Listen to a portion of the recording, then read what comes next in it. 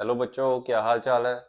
बेटा आज हम प्लस टू के करंट इलेक्ट्रिसिटी चैप्टर में से एक टॉपिक लेके आए हैं। वो आज हम करेंगे। तो वो है किरचॉफ्स लॉ। जैसे आपने वाइट बोर्ड पे पढ़ ही लिया होगा। इसे स्टार्ट करते हैं। मैं हूं पवन सिंह और मैं आपका अपने चैनल फिजिक्स ज्ञानम में स्वागत करता हूं। Kirchhoff's law. सबसे पहले हम ये बात करते हैं इसके इंट्रोडक्शन की। कि किरचॉफ्स लॉ की क्या आवश्यकता है, ये क्यों बनाना पड़ा। बेटा जैसे आपको ओम्स लॉ के बारे में तो पता ही होगा कि ओम्स लॉ क्या है और ओम्स लॉ किस लिए हम यूज करते हैं। क्योंकि ओम्स लॉ में वोल्टेज और करंट के बीच में रिलेशन होता है कि वोल्टेज बढ़ाने से करंट भी इंक्रीज करता है। कहने का मतलब है current is directly proportional to voltage. वहां से हम करंट की वैल्यू जो है वो निकाल सकते हैं सर्किट में, वोल्टेज की वैल्यू भी निकाल सकते हैं अगर दूसरी चीजें दी हुई हो तो। मगर अगर सर्किट कॉम्प्लिकेटेड आ जाए जिसमें बहुत सारे रजिस्टर लगे हों, बैटरीज लगी हों, हमें मालूम ना पड़े कि ये जो रजिस्टर हैं ये पैरेलल में है या सीरी में है, तो वहां पे करंट की वैल्यू निकालने के लिए, वोल्टेज की वैल्यू निकालने के लिए हम एक किरचॉफ्स लॉ यूज करते हैं। ठीक है। किरचॉफ्स ने टू लॉज दिए हैं इलेक्ट्रिक करंट में, Kirchhoff first law and Kirchhoff second law. हम दोनों laws one by one discuss करेंगे। पहले स्टार्ट करते हैं किरचॉफ फर्स्ट लॉ से। इसे हम किरचॉफ्स फर्स्ट लॉ भी बोलते हैं, इसे हम जंक्शन लॉ भी बोल देते हैं। ठीक है ना। और इसे हम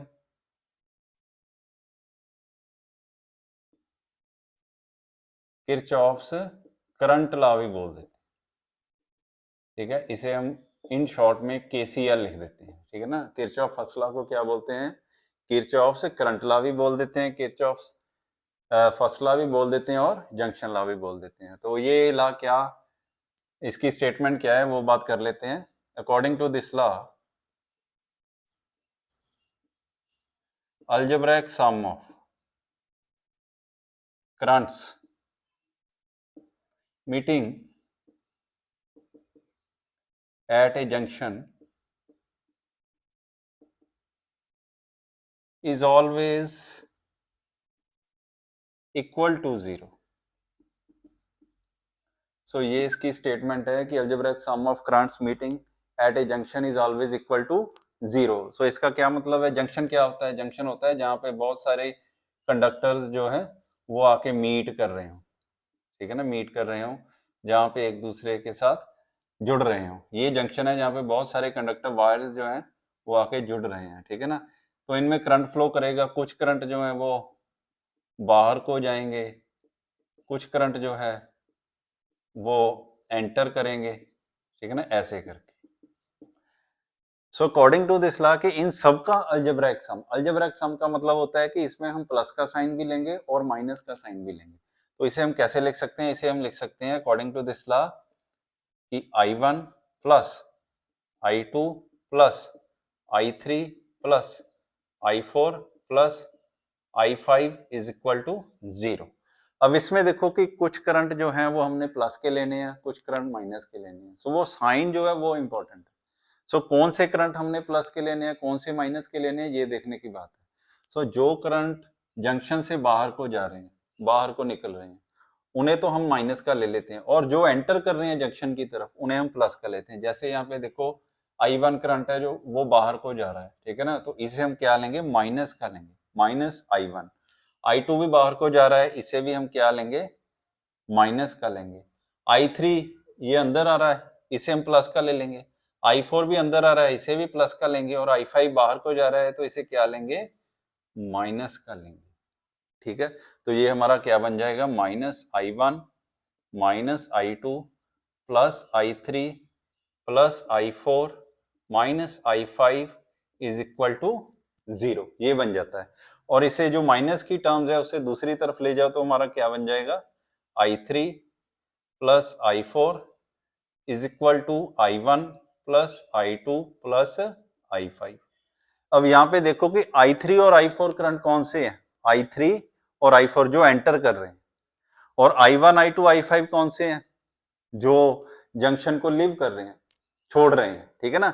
सो इसे ऐसे भी लिख सकते हैं इस लॉ को कि sum of the currents entering the junction is equal to sum of the currents leaving the junction, ठीक है ना, कि जो करंट एंटर कर रहे हैं जंक्शन की तरफ उनका सम किसके इक्वल होता है, उन करंट्स के सम के बराबर जो जंक्शन को छोड़ रहे हैं। तो इस तरह से हम ये लॉ को दो तरह से डिफाइन कर सकते हैं। तो बेटा एक्चुअली इसमें क्या है, जैसे हमें मालूम है कि करंट किसके इक्वल होता है, charge flowing over time taken, यानी कि टोटल करंट जो है वो सिस्टम में कांस्टेंट है, जितना एंटर कर रहा है उतना लिव कर रहा है। करंट कांस्टेंट है, इसका मतलब चार्ज जो है सिस्टम में क्या है, कांस्टेंट है। इसलिए ये वाला जो लॉ है ये किसके अकॉर्डिंग हो गया, ये लॉ होता है according to law of conservation of charge, according to law of conservation of charge. So ये जो फर्स्ट लॉ है किरचॉफ का फर्स्ट लॉ, जिसे हम जंक्शन लॉ भी बोल देते हैं, ये होता है according to law of conservation of charge, क्योंकि इस लॉ में चार्ज जो है वो कंजर्व रहता है, कांस्टेंट रहता है, जितना चार्ज एंटर कर रहा है उतना ही चार्ज क्या कर रहा है, जंक्शन को लिव कर रहा है, सर्किट को लिव कर रहा है, ठीक है ना। सो ये था किरचॉफ का फर्स्ट लॉ। सो बेटा फर्स्ट लॉ तो बिल्कुल सिंपल था, आपने देख लिया। असली लॉ जो है, असली पिक्चर जो है वो आने वाली है, सेकंड लॉ जो हम अब करेंगे। वो सेकंड लॉ जो है वो बड़ा ही इंपॉर्टेंट है, उसको अप्लाई करने के लिए कुछ पॉइंट्स जो है वो दिमाग में रखने पड़ते हैं। अगर आप वो पॉइंट समझ गए तो सेकंड लॉ जो आपको बहुत ज्यादा इजी लगेगा और कोई भी प्रॉब्लम जो है वो आपकी नहीं फंसेगी, आप इजीली सॉल्व कर लोगे। इसलिए सेकंड लॉ को बड़े ध्यान से देखना, जो भी मैं बातें बताऊंगा उसे आपने नोट करनी है और उसे दिमाग में रखनी है। आपने ये भी नोट कर लिया होगा। तो चलो अब हम चलते हैं सेकंड लॉ की ओर। सो किरचॉफ सेकंड लॉ जो है, जैसे मैंने आपसे बात की है कि किरचॉफ फर्स्ट लॉ जो है उसे कई तरह से हम प्रोनाउंस करते हैं, जैसे जंक्शन लॉ बोल देते हैं, किरचॉफ फर्स्ट लॉ बोल देते हैं, ठीक है ना। ऐसे ही जो किरचॉफ सेकंड लॉ है इसे भी कई तरह से हम प्रोनाउंस कर सकते हैं। किरचॉफ सेकंड लॉ, इसे किरचॉफ सेकंड लॉ भी बोलते हैं और इसे लूप लॉ भी बोल देते हैं, क्योंकि इसमें क्लोज लूप पे ये लगता है। और इसे क्या बोल देते हैं, किरचॉफ्स वोल्टेज लॉ भी बोल देते हैं, किरचॉफ्स वोल्टेज लॉ, यानी इसे शॉर्ट में क्या लिखते हैं, KVL, ठीक है। सो किरचॉफ्स करंट लॉ हम फर्स्ट लॉ को बोलते हैं, जिसे हम KCL लिखते हैं, और किरचॉफ्स वोल्टेज लॉ जो है वो हम सेकंड लॉ को बोलते हैं, ठीक है ना। सो किरचॉफ सेकंड लॉ है क्या, इसकी मैं स्टेटमेंट लिख देता हूं कि according to this law algebraic sum of potential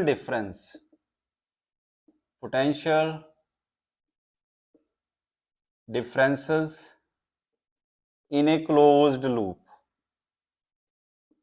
close loop और क्लोज सर्किट भी लिख सकते हैं, क्लोज लूप इज ऑलवेज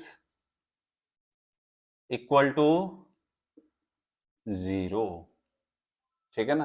तो उसमें क्या था कि algebraic sum of currents equal to 0, और यहाँ पे क्या है, algebraic sum of potential differences in the close loop, क्या, क्योंकि यहाँ पे क्लोज लूप की बात हुई है, इसलिए अब इसे हम क्या बोल सकते हैं, किरचॉफ्स लूप लॉ भी बोल देते हैं, ठीक है ना। इस तरह से इसका नाम पड़ा है। और algebraic sum of potential difference, जहां पे अलजेब्रिक का शब्द आ गया उसका मतलब है कि प्लस का साइन भी लेना है और माइनस का साइन भी लेना है। यहीं पे मेन जो पॉइंट होता है कि कौन सी वोल्टेज हमने प्लस की लेनी है, कौन सी वोल्टेज जो है हमने माइनस की लेनी है। So according to this law क्या हो गया कि summation delta V I is equal to 0 हो गया। सुमेशन का क्या मतलब है, सुमेशन का मतलब है कि जितनी भी वोल्टेजेस हैं सर्किट में वो सब आप पोटेंशियल डिफरेंस से जितने भी है सर्किट में सारे ऐड कर दो, उसका सम किसके बराबर आएगा, 0 के बराबर आएगा। इसे अगर हम एक्सटेंड करें तो कैसे लिख सकते हैं, plus minus delta V1 plus minus delta V2 plus minus delta V3 plus minus so on is equal to किसके आएगा, 0 के इक्वल आएगा। सो बेटा ये जो लॉ है ये लॉ होता है according to law of conservation of energy according to law of conservation of energy. ठीक है ना, पिछला लॉ था according to law of conservation of charge और ये वाला लॉ है according to law of conservation of energy. क्यों? क्योंकि पोटेंशियल डिफरेंस क्या होता है? पोटेंशियल डिफरेंस अगर आप लिखो तो क्या होता है? Work done in moving a unit charge from one point two another. ठीक है ना, अगर टोटल पोटेंशियल सर्किट में जीरो है, यानी कि कई कंपोनेंट्स जो है वहां पे पोटेंशियल इंक्रीज हो रही है, कई कंपोनेंट्स पे पोटेंशियल इंक्रीज हो रही है, तो नेट पोटेंशियल क्या रह रही है? कांस्टेंट रह रही है, यानी कि जीरो के बराबर आ रही है। तो इसलिए वर्क भी क्या होगा? उसका कांस्टेंट रहेगा, कंजर्व रहेगा। जैसे आपको मालूम है कि कोई भी आप क्लोज लूप ले लो, ये देखो ये वाली क्लोज लूप ले लो आप, यहाँ पे ये बैटरी लगा दी मैंने, क्लोज लूप ले ली, ए बी सी डी। आप ए से चले और दोबारा ए पे आ गए, जैसे ए बी सी डी ए। जब भी आपने किरचॉफ सेकंड लॉ लगाना है, किस पे लगाना है? क्लोज लूप पे लगाना है। और क्लोज पाथ को हम कैसे डिफाइन करते हैं? कि जहां से शुरू करते हैं वहीं पे एंड करते हैं। सो ए से शुरू किया और ए पे आ गए। और ये तो आपको मालूम ही है कि चार्ज को जहां से हमने शुरू किया वहीं पर लेके आगे, तो टोटल वर्क डन कितना करना पड़ा? जीरो, क्योंकि क्लोज पाथ के लॉन्ग वर्क डन कितना होता है? जीरो होता है। इसलिए ये लॉ जो है ये according to law of conservation क्या हो गया? एनर्जी हो गया, क्योंकि वर्क डन क्या है? Is a form of energy. Okay, so ये लॉ जो है ये है according to law of conservation of energy. चलो ठीक है, अब इस लॉ में क्या है? ये वोल्टेज प्लस कब हम लेते हैं, माइनस कब हम लेते हैं, मेन बात ये है, ये हमने देखना है कि कब लेते हैं। अब जैसे यही ले लो, तो किरचॉफ सेकंड लॉ जब हमने अप्लाई करना है तो दो तीन बेटा बातों का ध्यान रखना है। कौन सी बातों का? इसे स्टेप बाय स्टेप हम शुरू करते हैं। तो कौन से स्टेप फॉलो करने हैं? पहला तो स्टेप यही है कि सिलेक्ट द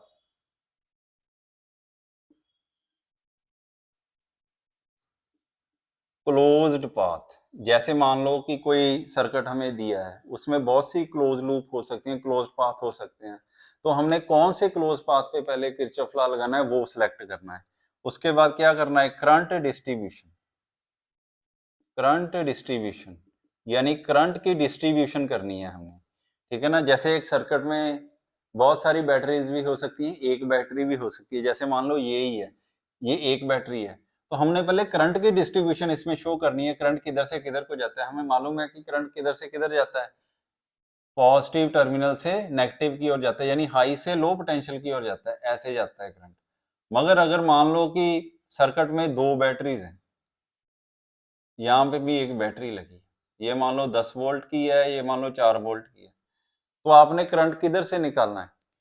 आप इस बैटरी से भी निकाल सकते हो, इससे भी निकाल सकते हो, कोई सी भी बैटरी से आप निकाल सकते हो। मगर हम क्या करते हैं कि जो स्ट्रॉन्ग बैटरी होती है वहां से निकाल लेते हैं, क्योंकि स्ट्रॉन्ग बैटरी का इफेक्ट ज्यादा होगा ना, तो उस बैटरी की तरफ से हम करंट निकाल के पूरे सर्किट में डिस्ट्रीब्यूट कर देते हैं। ठीक है ना, इसलिए सेकेंड स्टेप हमारा क्या आ गया? करंट की डिस्ट्रीब्यूशन की। करंट की डिस्ट्रीब्यूशन हमने सही तरीके से करनी है। और थर्ड पार्ट क्या आ गया? थर्ड स्टेप क्या है? चूज द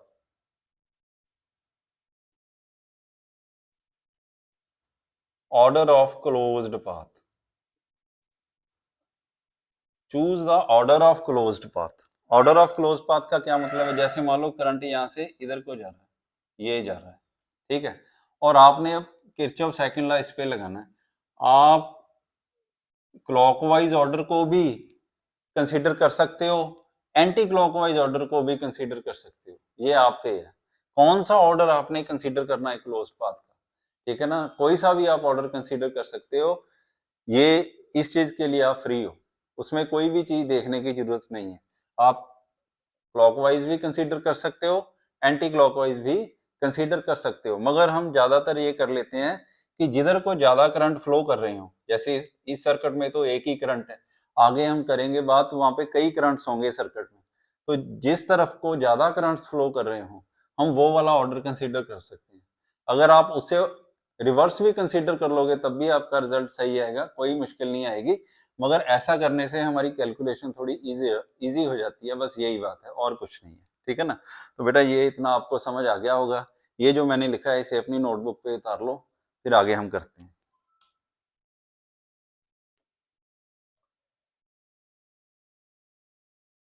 तो ये स्टेप जो है हमने फॉलो करने हैं जब भी हमने किरचॉफ सेकंड लॉ लगाना है। तो एक बात और हमने डिस्कस करनी है किरचॉफ सेकंड लॉ खत्म करने से पहले कि पोटेंशियल बैटरी की जो ईएमएफ है वो हमने प्लस या माइनस कैसे लेनी। जैसे देख लो, मान लो ये कोई हमें दी हुई है बैटरी, ठीक है ना, इसमें करंट की डायरेक्शन नहीं हमने देखनी, हमने अपने पाथ की डायरेक्शन देखनी है। मान लो मैंने इस यहाँ पे ये वाला पाथ कंसीडर किया, ये कौन सा पाथ है, एंटी क्लॉकवाइज ऑर्डर मैंने कंसीडर कर लिया है। अब देखो मेरा ये ऑर्डर किस तरफ जा रहा है, नेगेटिव से पॉजिटिव की ओर जा रहा है, नेगेटिव बैटरी से पॉजिटिव बैटरी की ओर, यानी कि लो पोटेंशियल से हाई पोटेंशियल की ओर, यानी कि यहाँ पे एनर्जी इंक्रीज हो रही है, पोटेंशियल ड्रॉप जो है इंक्रीज हो रहा है। तो जब पोटेंशियल ड्रॉप इंक्रीज होगा यानी हम नेगेटिव से पॉजिटिव की ओर जाएंगे, तो जो पोटेंशियल डिफरेंस है, जो इसकी ईएमएफ है, वो हम क्या लेंगे, प्लस की लेंगे। ईएमएफ क्या लेंगे, प्लस की, यानी कि जब हाई से लो की ओर जाएंगे, लो से हाई की ओर जाएंगे, सॉरी, जब हम लो से हाई की ओर जाएंगे यानी कि पोटेंशियल इंक्रीज होगा, तो हम पोटेंशियल डिफरेंस क्या लेंगे बेटा, प्लस का लेंगे, ठीक है। इसी तरह से मान लो यही वाली बैटरी है, यही वाला सेल है हमारा, मैं अब ये वाला ऑर्डर फॉलो कर रहा हूँ, क्लॉकवाइज ऑर्डर मैंने फॉलो कर लिया। अब देखो मेरा पाथ किधर से जा रहा है, प्लस से माइनस की ओर जा रहा है, प्लस टर्मिनल से माइनस टर्मिनल की ओर, यानी कि हाई से लो की ओर जा रहा है, यानी कि यहाँ पे एनर्जी क्या हुई, डिक्रीज हुई, पोटेंशियल ड्रॉप हुआ। तो इस केस में हम पोटेंशियल डिफरेंस को क्या ले लेंगे, माइनस ई ले लेंगे, ईएमएफ को, सेल की ईएमएफ को क्या ले लेंगे, माइनस ई ले लेंगे, ठीक है। आपको समझ आ गया होगा, कुछ भी नहीं है कि अगर हमारा पाथ, हमने करंट की डायरेक्शन नहीं देखनी, पाथ देखना है जो हमने कंसीडर किया। सो पाथ अगर गया हमारा नेगेटिव से पॉजिटिव टर्मिनल की ओर, यानी लो से हाई की ओर, नेगेटिव टर्मिनल लो पोटेंशियल पे है, पॉजिटिव टर्मिनल हाई पोटेंशियल पे है। सो अगर हमारा टर्मिनल, हमारा जो पाथ है वो गया लो पोटेंशियल से हाई की ओर, तो पोटेंशियल इंक्रीज हुआ, तो पोटेंशियल डिफरेंस हम क्या लेंगे, पॉजिटिव का लेंगे, ईएमएफ पॉजिटिव लेनी। मगर अगर हमारा पाथ जो है वो हाई से लो की ओर जाता है, यानी कि एनर्जी लो होती है, पोटेंशियल ड्रॉप होता है, तो फिर हमने ईएमएफ जो है वो क्या लेनी है, नेगेटिव लेनी है। ये बात दिमाग में रखनी है, ठीक है। दूसरी बात आती है करंट की, क्योंकि सर्किट में कई बार रेजिस्टेंस भी दिए होते हैं, इनमें करंट फ्लो कर रहा होता है, मान लो आई करंट फ्लो कर रहा है, इसका रेजिस्टेंस आर है, तो यहाँ पे भी पोटेंशियल ड्रॉप होता है, उसे भी हमने ऐड या सब्ट्रैक्ट करना होता है। तो यहाँ पे हम करंट की जो डायरेक्शन है, करंट को हम पॉजिटिव लेंगे या नेगेटिव लेंगे, वो कैसे देखना है। तो उसके लिए भी मान लो हमने ये वाला पाथ कंसीडर कर लेते हैं पहले, ये कौन सा पाथ है, क्लॉकवाइज वाला पाथ है। हमें ये मालूम ही है बेटा करंट किधर से किधर को जाता है।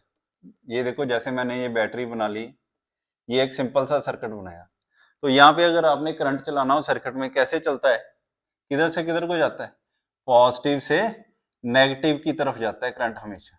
पॉजिटिव क्या है, हाई है, नेगेटिव क्या है, लो है, यानी हाई पोटेंशियल से लो पोटेंशियल की ओर चलता है करंट हमेशा।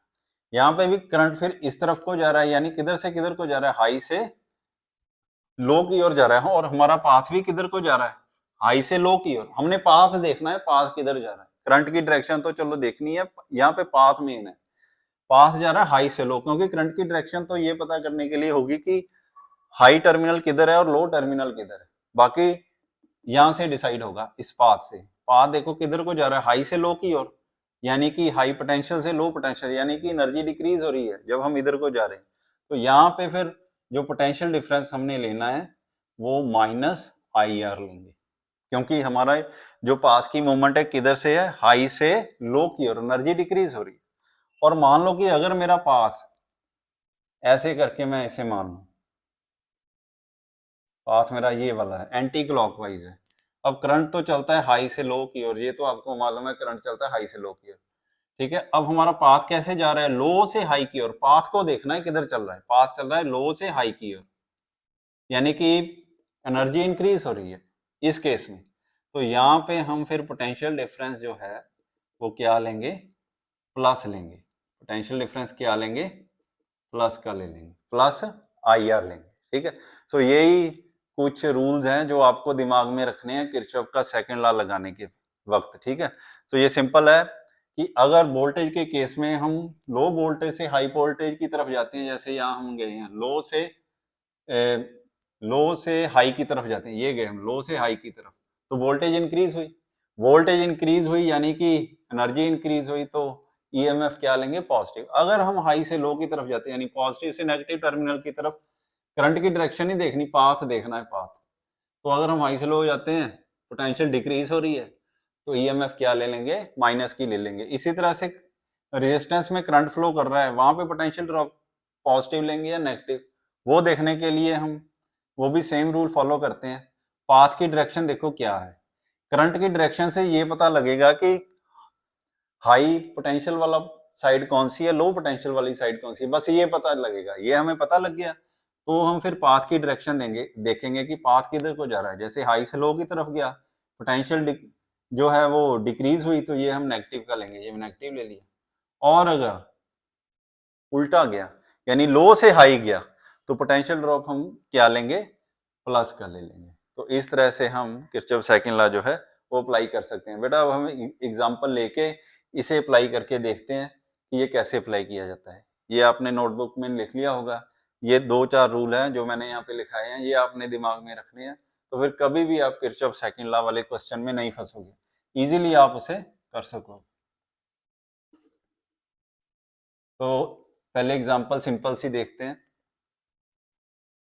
तो जी मान लो ये एक इलेक्ट्रॉनिक सर्किट है हमारे पास,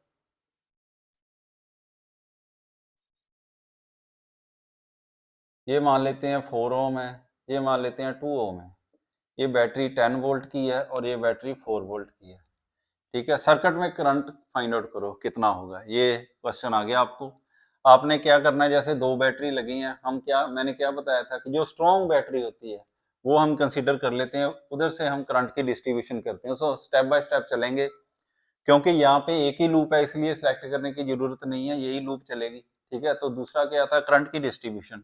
सो करंट को डिस्ट्रीब्यूट करेंगे, करंट किधर से किधर को जाता है? पॉजिटिव से नेगेटिव की ओर जाता है, इधर से चलेगा।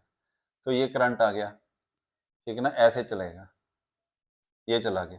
करंट क्या मान लेते हैं? आई करंट फ्लो कर रहा है। ठीक है, अब करंट की डिस्ट्रीब्यूशन भी कर दी। अब थर्ड स्टेप क्या था? हम ऑर्डर कंसीडर करेंगे। मैंने कहा था कि ऑर्डर या तो हम क्लॉकवाइज कंसीडर करेंगे या एंटी क्लॉकवाइज, आपकी मर्जी है, कोई सा भी आप कर सकते हो, रिजल्ट सेम आएगा। मगर मैंने क्या बोला था कि हम वो वाला ज्यादा कर लेते हैं सिलेक्ट, मोस्टली जिस तरफ को करंट फ्लो ज्यादा कर रहे हो। अब करंट किस तरफ को फ्लो कर रहा है, इस ऐसे करके हम यही वाला ऑर्डर कंसीडर कर लेंगे। दूसरा कर लोगे तो वो भी चलेगा, वो गलत नहीं होगा। ठीक है ना, तो ये कंसीडर कर लेते। तो अब किरचॉफ सेकंड लॉ लगा दो, तो यहीं से शुरू कर लेते हैं। अब ये देखो, यहाँ पे जो ईएमएफ है 10 वोल्ट दी हुई है, ये पोटेंशियल डिफरेंस यहाँ पे 10 वोल्ट दिया है, तो ये प्लस का लेंगे या माइनस का, ये बताओ आप। जैसे मैंने बताया था कि यहाँ पे पाथ की डायरेक्शन देखनी है, पाथ किधर को जा रहा है? पाथ ऐसे ऊपर को जा रहा है, ऊपर को जा रहा है ना, यानी नेगेटिव से पॉजिटिव, यानी लो से हाई की ओर जा रहा है, लो से हाई की ओर, नेगेटिव से पॉजिटिव की ओर, यानी कि पोटेंशियल इंक्रीज हो रही है, इसलिए 10 वोल्ट को क्या लेंगे? हम प्लस का लेंगे। ठीक है, आगे आ गया ये रेजिस्टेंस। अब ये देखो हमारा ऐसे जा रहा है, पाथ की डायरेक्शन क्या है? वही वाली है जो करंट की डायरेक्शन। ठीक है ना, करंट कैसे चलता है? हाई से लो की ओर, तो इसलिए यहाँ पे जो पोटेंशियल ड्रॉप है वो क्या लेंगे? हम प्लस का लेंगे या माइनस का, बताओ आप। हाँ बिल्कुल ठीक, क्योंकि हाई से लो गए यानी कि पोटेंशियल ड्रॉप हुआ, तो यहाँ पे हम पोटेंशियल ड्रॉप क्या लेंगे? माइनस का लेंगे, माइनस आई आर। आई तो आई है, आर कितना है? 4 है, 4 से मल्टीप्लाई कर देंगे। एक बात याद रखनी है कि अगर करंट की डायरेक्शन में पाथ है तो वो नेगेटिव लेना है, अगर करंट की डायरेक्शन के अपोजिट है पाथ तो उसे क्या ले लेना है? पॉजिटिव ले लेना है, बस यही बात। तो अब अगला देखो, ये आ गया 4 वोल्ट पे हम पहुंच गए। यहाँ पे देखो पाथ की डायरेक्शन क्या है? ऊपर से नीचे की ओर, यानी प्लस से माइनस जा रहे हैं, पॉजिटिव से नेगेटिव, यानी हाई से लो जा रहे हैं। तो यहाँ पे वोल्टेज क्या लेंगे? प्लस की या माइनस की? शाबाश, यहाँ पे माइनस की लेंगे, बहुत अच्छे। और उसके आगे आ जाते हैं, ये आ गया, यहाँ पे देखो हमारा ये है पाथ की डायरेक्शन, वही वाली डायरेक्शन है जो करंट की है। मैंने अभी बताया था अगर करंट की डायरेक्शन में पाथ की डायरेक्शन है तो माइनस लेंगे, और अगर अपोजिट है तो क्या लेंगे? पॉजिटिव लेंगे। ये यहाँ पे माइनस का लेंगे तो 2 को किससे मल्टीप्लाई करना है? करंट से। करंट कितना फ्लो कर रहा है? आई, तो ये आ गया -2i। अब इसको सॉल्व करो, देखो 10 है, -4i है, -4 है, -2i इज इक्वल टू 0। ये 10 - 4 कितने हो गए? 6 हो गया, ये 4 और -2 कितने हो गए, 6i हो गया equal to 0, 6i is equal to 6, I is equal to 1 ampere. So इस तरह से हम किरचॉफ सेकंड लॉ लगा के ये क्वेश्चन को सॉल्व कर लेते हैं। ये तो सिंपल क्वेश्चन था बेटा। अब हम एक थोड़ा कॉम्प्लिकेटेड क्वेश्चन करते हैं और देखते हैं कि कैसे अप्लाई किया जाता है किरचॉफ सेकंड। सो जैसे हमने इस पे अप्लाई किया, सिंपल था ये, वैसे ही उसमें करना है। फर्क ये है कि जो हम अब न्यूमेरिकल करेंगे उसमें लूप्स ज्यादा है, इसमें एक थी। फर्क सिर्फ इतना ही है। ये देखो, ये क्वेश्चन है,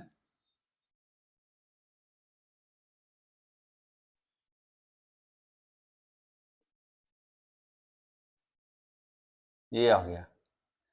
हमें 2 बैटरी दी हुई है इसमें, ठीक है ना, 2 बैटरी दी हैं।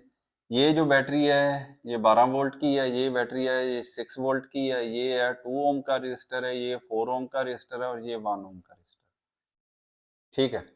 तो ये हमें दिया है। क्वेश्चन क्या है, क्वेश्चन ये है कि हर बैटरी की पोटेंशियल डिफरेंस फाइंड आउट करो। ये ईएमएफ दी है ना, पोटेंशियल डिफरेंस फाइंड आउट करो और ये बताओ कि ये जो 4 ओम रजिस्टर है इसमें कितनी हीट डिसिपेट हो रही है, कितनी हीट जो है वो प्रोड्यूस हो रही है, ये पता करो। सो क्या क्वेश्चन है कि find potential difference, find potential difference across each cell and also heat produced in 4 ohm resistor, ठीक है ना। 4 ओम रजिस्टर में कितनी हीट प्रोड्यूस हो रही है ये पता करना है, ये क्वेश्चन है।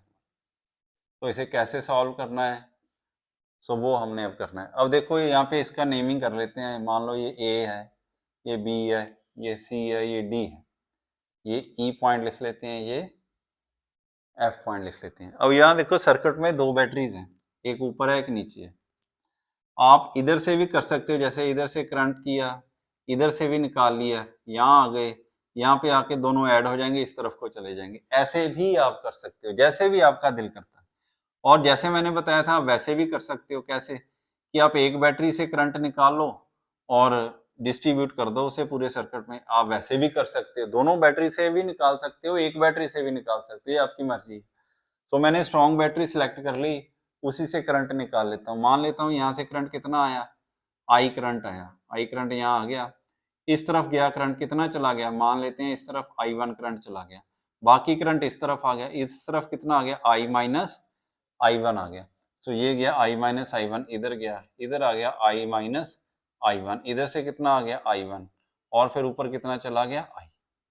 सो मेरी करंट डिस्ट्रीब्यूशन सही है या नहीं कैसे पता चलेगा, ये ऐसे पता चलेगा कि बैटरी, ये जो सेल है 12 वोल्ट, उसमें से जितना करंट मैंने ड्रा किया था उतना ही करंट एंटर करना चाहिए। मैंने कितना ड्रा किया था, देखो आई ड्रा किया था, तो एंड में कितना करंट एंटर किया, वहां पे आई किया। तो यही होना चाहिए, जितना करंट ड्रा किया उतना ही एंटर करना चाहिए। अगर ऐसे होता है तो इसका मतलब है कि आपकी जो करंट की डिस्ट्रीब्यूशन है वो क्या है, सही है। चलो ठीक है। अब हम इस पे, हमने करंट की डिस्ट्रीब्यूशन कर ली, पहला स्टेप हमने कर लिया। अब हमने लूप सेलेक्ट करनी है। और पहले ये वाली लूप सेलेक्ट करते हैं, कौन सी, ए बी सी डी ए, ये वाली लूप सेलेक्ट करके इस पे किरचॉफ्स सेकंड लॉ लगाते हैं। अब देखो, आप ऐसे एंटी क्लॉकवाइज लूप भी ले सकते हो, क्लॉकवाइज भी ले सकते हो, ठीक है ना। तो मैंने बताया था कि जिस तरफ को ज्यादा करंट चल रहे हैं वो वाली लूप हम कंसीडर कर लेते हैं। तो करंट ज्यादा कैसे चल रहे हैं, ऐसे करके। सो मैं ऐसे वाली लूप कंसीडर कर लेता हूँ, ठीक है ना। ऐसे वाली लूप मैंने कंसीडर कर ली, ऐसे करके ये वाली लूप कंसीडर कर ली, ठीक। यहाँ पे मैंने ये रेक्टेंगुलर टाइप बनाई है क्योंकि करंट की डायरेक्शन देखने में इजी होगा। तो ये बना ली मैंने, ठीक। अब सेकंड स्टेप हो गया। अब थर्ड स्टेप करते हैं। थर्ड स्टेप क्या था कि अब किरचॉफ सेकंड लॉ लगा दो, फिर लगाओ, फिर applying loop law on loop. कौन सी लूप पे लगाएंगे, A B C D A, A B C D A, जहां से शुरू हुई वहीं पे खत्म हुई। तो लगाओ फिर, कैसे क्या बनेगा यहाँ पे। ये देखो यहाँ से शुरू करते हैं। अब करंट कैसे चल रहा है, करंट ऐसे हमारा जो पाथ है ऐसे जा रहा है, ऐसे। किधर को जा रहा है, लो से हाई की तरफ जा रहा है, तो क्या लेंगे हम, ये प्लस का ले लेंगे, 12 प्लस का आ गया। आगे आ जाते हैं, ये आ गया I1। I1 देखो हमारे पाथ की डायरेक्शन क्या है, ये वाली है, इस तरफ को है हमारे पाथ की डायरेक्शन, करंट की डायरेक्शन भी यही है। तो मैंने बोला था जिस तरफ को करंट की डायरेक्शन हो, अगर वही हमारे पाथ की डायरेक्शन है तो उसे माइनस का ले लेंगे, अगर उल्टी है तो क्या ले लेंगे, प्लस का। तो जिस करंट भी इसी तरफ को जा रहा है, हमारा पाथ भी इसी तरफ को जा रहा है। करंट कहां से कहां जाता है, हाई से लो, यानी कि यहाँ पे एनर्जी लॉस हो रही है, हमारा पाथ भी इस तरफ को ही जा रहा है, इसलिए इसे माइनस का लेंगे। माइनस कितना करंट फ्लो कर रहा है, I1, और रेजिस्टेंस कितना है, 4, तो क्या आ जाएगा, -4 I1 आ गया। अब आगे चलते हैं, आगे आ गया 2 ओम। 2 ओम में देखो करंट कैसे फ्लो कर रहा है, करंट इसी डायरेक्शन में फ्लो कर रहा है और हमारा पाथ भी इसी डायरेक्शन में है, तो ये भी माइनस का ले लेंगे। करंट कितना है, 2I है, 2I आ गया। तो ये किसके इक्वल आ जाएगा, 0 को। देखो पूरे हो गए, कितने हैं, एक कंपोनेंट है, दो कंपोनेंट है, तीन कंपोनेंट, तीन ही कंपोनेंट है, वो हमने अप्लाई कर दिया। अब देखो क्या आएगा, ये माइनस वाली टर्म दूसरी तरफ ले जाओ तो क्या बन जाएगा हमारा, ये बन जाएगा 2I plus 4I1 is equal to 12। 2 common है तो निकाल के कैंसिल कर दो, हमारा आ जाएगा I plus 2I1 is equal to 6। इसे हम इक्वेशन नंबर 1 लिख लेते हैं, ठीक है। अब हमने यही वाला लॉ जो है किरचॉफ सेकंड लॉ दूसरी लूप पे लगाना है। कौन सी क्लोज लूप, नीचे वाले कौन सी है, BEFCB। अब इसमें देखो क्या लेंगे हम, यहाँ पे हमने ऑर्डर लिया था एंटी क्लॉकवाइज, यहाँ पे आप क्लॉकवाइज भी ले सकते हो, ठीक है ना, कोई कंडीशन नहीं है कि ऊपर अगर आपने एंटी क्लॉकवाइज लिया तो नीचे भी एंटी क्लॉकवाइज लेना है। ऊपर एंटी क्लॉकवाइज लिया आप नीचे एंटी क्लॉकवाइज भी ले सकते हो, एंटी क्लॉकवाइज लिया नीचे आप क्लॉकवाइज भी ले सकते हो, जो आपकी मर्जी है, ठीक है ना, आंसर सही आएगा। मगर हम ये देख लेते हैं कि ज्यादा करंट किस तरफ को फ्लो कर रहे हैं, ठीक है ना, तो यही वाला लूप हम ले लेते हैं, इस तरह से ले लेते हैं ये वाला, ठीक है ना, ऐसे। ये कौन सा है, ये भी एंटी क्लॉकवाइज ही है, ऊपर वाला भी एंटी क्लॉकवाइज था, ये भी एंटी क्लॉकवाइज ले लिया क्योंकि ज्यादा करंट इसी तरफ को फ्लो कर रहे हैं। तो लगाओ फिर, अब कौन सी लूप पे लगाना है, अप्लाइंग लूप लॉ ऑन, क्या नाम है इसका, BEFCB, BEFCB। लगाओ लूप लॉ, क्या बनेगा, यहीं से शुरू करते हैं, नीचे से, बैटरी से। ये देखो हमारा पाथ इस तरफ को जा रहा है, इस तरफ को, यानी इधर से इधर को जा रहा है, ठीक है ना, यानी प्लस से माइनस की ओर जा रहा है, यानी हाई से लो की ओर जा रहा है, ठीक है ना। तो यहाँ पे एनर्जी लॉस हो रही है, तो इसे क्या ले लेंगे, -6 ले लेंगे। अब आगे चलते हैं, ये आ गया, करंट भी इस तरफ को जा रहा है, हमारा पाथ भी इस तरफ को जा रहा है, तो इसे क्या ले लेंगे, माइनस का लेंगे, ठीक है ना। करंट कितना है, I minus I1, minus I minus I1, और रेजिस्टेंस कितना है, 1 है, 1 से मल्टीप्लाई करोगे तो इतना ही रह जाएगा। चलो ये भी हो गया। अब आगे चलते हैं, ये आ गया, देखो करंट इस तरफ से इस तरफ को जा रहा है और पाथ हमारा उससे रिवर्स है, यानी कि ये वाली टर्म हम पॉजिटिव लेंगे। कितना करंट है ये, I1, और रेजिस्टेंस कितना है, 4 है, तो ये आ गया 4I1 इज इक्वल टू 0 आ गया। इसे थोड़ा सा मॉडिफाई करो, क्या आ जाएगा, -6 minus I plus I1 plus 4I1 is equal to 0। ये क्या आ गया, -6 minus I plus 5I1 is equal to 0। तो -6 को दूसरी तरफ ले जाओ तो क्या बन जाएगा, -I plus 5I1 is equal to 6 हो गया, ठीक है ना। तो ये आ गई हमारी इक्वेशन नंबर 2। 1 और 2 को देखो, फ्रॉम 1 एंड 2 इसको सॉल्व करना है और हमने करंट्स की वैल्यू निकालनी है। 1 क्या थी, I plus 2I1 is equal to 6, और ये क्या है, -I plus 5I1 is equal to 6। इनको ऐड कर दो, ठीक है, ऐड कर दो। तो बेटा ये हमारे पास दो इक्वेशन आ गई हैं, इन्हें सॉल्व करो, I से I कट जाएगा और ये क्या आ जाएगा, 7I1 is equal to 6 plus 6 12 आ जाएगा, और I1 कितना आ गया, 12/7। ये हमारे पास I1 की वैल्यू आ गई है। अब यही वैल्यू जो है ये इस इक्वेशन में भरो, 1 नंबर इक्वेशन में, और I की वैल्यू फाइंड आउट करो। हमारे पास क्या आ जाएगा, I प्लस 2, I1 कितना है, 12/7 इज इक्वल टू 6 आ गया, I plus 24/7 is equal to 6। I कितना आ गया 6 माइनस 24/7 कितना आ गया 42 माइनस 24/7 कितना आ गया 18/7। सो आई की वैल्यू कितनी आ गई 18/7 और I1 की वैल्यू कितनी आ गई 12/7। अब हमें करंट की वैल्यू मिल गई है तो हम हीट डिसिपेटेड फाइंड आउट कर लेंगे। तो करते हैं फिर।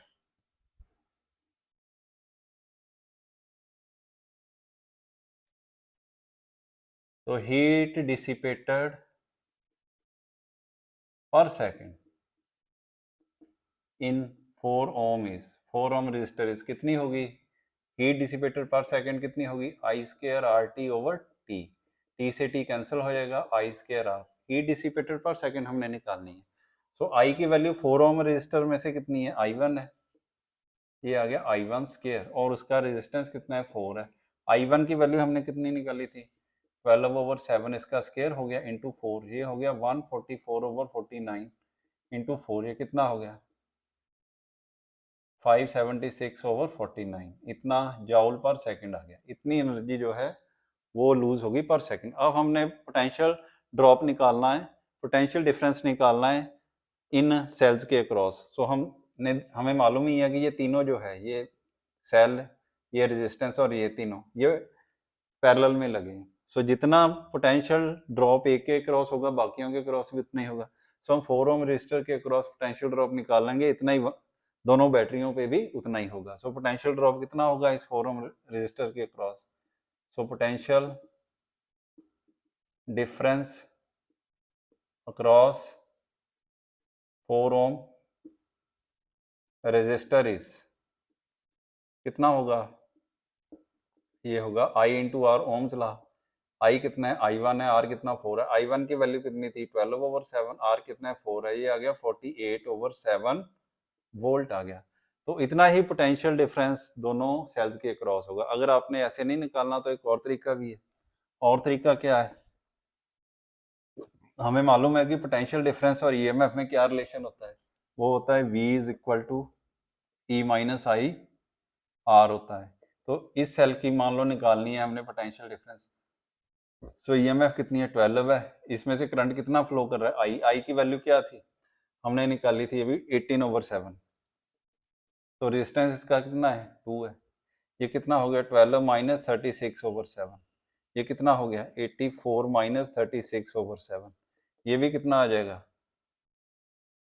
ये भी 48/7 वोल्ट आ जाएगा। आप ऐसे निकालो या ऐसे निकालो एक ही बात है। सो बेटा इस तरह से हम ये सारे क्वेश्चन जो है वो सॉल्व कर लेते हैं। तो अब मैं एक क्वेश्चन आपको घर से करने को दूंगा तो आपने वो करना है और उसका आंसर मुझे लिख के बताना है कितना आया ठीक है। तो उस पर भी सेम इसी तरह से आपने अप्लाई करना है। तो क्वेश्चन ऐसे है